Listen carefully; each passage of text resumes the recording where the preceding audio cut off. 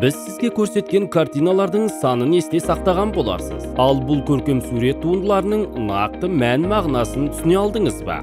Әрбір адам қоршаған әлемді өзінше түсінеді. Пайымы өзгелерден бөлек жандарды біз данышпан немесе ақылдан адасқандар деп есептейміз. Леонардо да Винчи, Эйнштейн, Генри Форд, Стив Джобс, Стивен Спилберг, Том Круз. Бұлардың барлығы дерлік қарапайым адамдардың санатына жатпайтыны сөзсіз. Оларды не байланыстыратынын білесіз бе? Я, бұл тұлғалардың нейробиологиялық ерекшеліктері ұқсас екен. Негізінен аталмыш дерттің 3 түрлі нұсқасы кездеседі екен. Нақтырақ айтсақ, оқуда болатын қиындықтар ол дислексия деп аталады. Жазу қиындығы, дисграфия және математикалық білімді игерудегі қиындықтар, дискалькулия.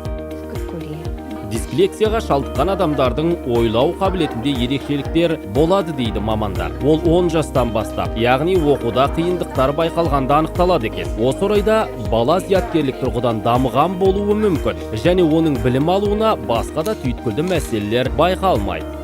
Нужно, чтобы и родители это воспринимали адекватно и не думали, что... Ата-анасында баланың ойлау қабілеті төмен деген қорқыныш болмауы керек. Олай емес.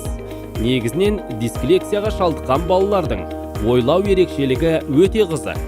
Бұл бүлдіршіндер барлығын визуалды немесе аудиалды түрде қабылдайды. Егерде оларға білім беруде дұрыс жол таба білсек, мұндай балалар өте дарынды болады, және сабақ үлгерімдері де ешкімнен кем түспейді. Они могут быть отличниками. Мәліметтерге сүйенсек, әлем халқының 10% дислексиямен өмір сүреді. Бұл өзгешелік уақыт ағымымен жойылмайды, яғни өмір бойы сақталады. Дегенмен, керемет нәтижелерге қол жеткізуге көмектесетін әдістер мен техникалар да жоқ емес. Оның тиімді жолын тауып, жүзеге асыру үшін дислексияны дер кезінде анықтау қажет.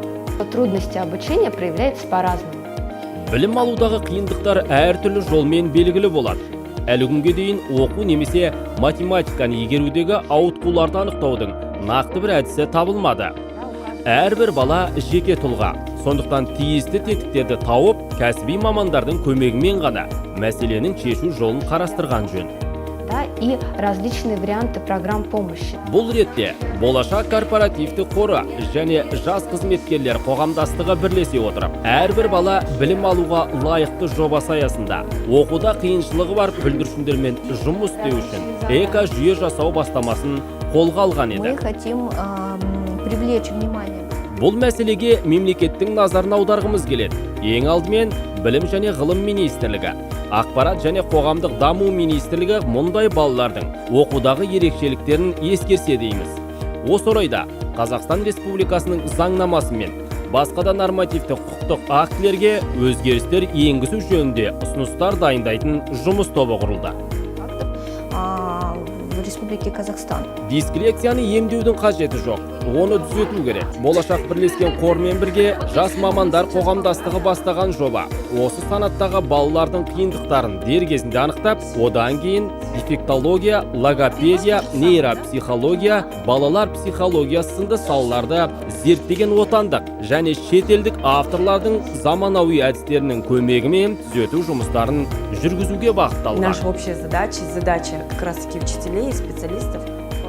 Біздің және мұғалімдердің негізгі міндеті балалардың мектеп бағдарламасын меңгеруіне көмектесетін тетіктер ойлап табу. Өйткені аталмыш жоба дислексияны түзету бойынша алдыңғы қатарлы әдістерді үйретіп қана қоймай, мұндай балаларға сапалы білім беруге жол ашады.